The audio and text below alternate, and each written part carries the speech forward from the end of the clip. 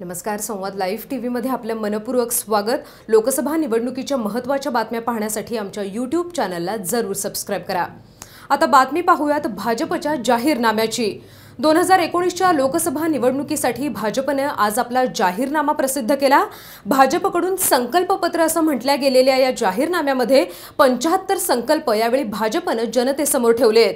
देशातील 6 कोटी जनतेच्या सहभागातून हा संकल्पपत्र तयार केल्याचा दावा भाजपने केलाय. पंतप्रधान नरेंद्र मोदी यांच्या हस्ते हा जाहीरनामा प्रसिद्ध झालाय. शेतकरी, व्यापारी आणि सर्वसामान्यांना खुश करण्याचा प्रयत्न या जाहीरनाम्यामध्ये दिसून येतोय. पाहूयात भाजपच्या संकल्पपत्रात नेमके कोणते मुद्दे जनतेसमोर ठेवण्यात आलेत. भाजपने सादर केलेल्या आजच्या या जाहीरनाम्यामध्ये राम मंदिर उभारण्यासाठी सर्व शक्यता विचारात घेतल्या जातील असं सांगण्यात आलंय. आतंकवाद, दहशतवादाच्या विरुद्ध झिरो टॉलरन्स ही पॉलिसी सरकार अवलंबणार असल्याचं म्हटलंय. सोबतच जम्मू काश्मीर मधील अनुच्छेद 35 रद्द करण्यासाठी सरकार प्रयत्न करेल. शेतकरी, कष्टकरी आणि सामान्यांना या जाहीरनाम्यामध्ये विशेष असं स्थान देण्यात आलंय. शेतकऱ्यांना सरसकट 6,000 रुपये देऊन सोबतच सर्व छोट्या शेतकऱ्यांना वयाच्या 60 नंतर पेन्शन देणार असल्याचा वायदा यामध्ये करण्यात आलाय. छोट्या दुकानदारांना सरकार पेन्शन देणार.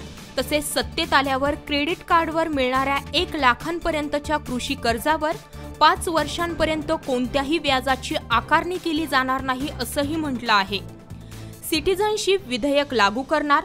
ग्रामीण भागासाठी 75 लाख करोड रुपयांची तरतूद करणार. राष्ट्रीय व्यापारी आयोगाची निर्मिती करणार अशी आश्वासने देखील देण्यात आली आहेत. सोबतच गरीब परिवारांपर्यंत LPG आणि विजेची सुविधा पुरवणार. प्रत्येक कुटुंबाला पक्कं घर देणार असेही संकल्पपत्रात जाहीर करण्यात आलंय. आयुष्मान भारताचे 1.5 लाख हेल्थ सेंटर उघडणार. तसेच एक देश एक निवडणूक यासाठी देखील सरकार प्रयत्नशील राहणार असल्याचं संकल्पपत्रात म्हटलंय. खरं तर भाजपने जाहीर केलेल्या या संकल्पपत्रामध्ये काही गोष्टी या गेल्या वेळच्या जाहीरनाम्यात देखील होत्या. त्यामुळे यंदा जनतेला केलेले वायदे सरकार सत्तेत आल्यावर पूर्ण करणार का, हाच मोठा प्रश्न निर्माण होतोय. नवीन घडामोडी जाणून घेण्यासाठी पाहत रहा संवाद लाईव्ह टीव्ही. धन्यवाद.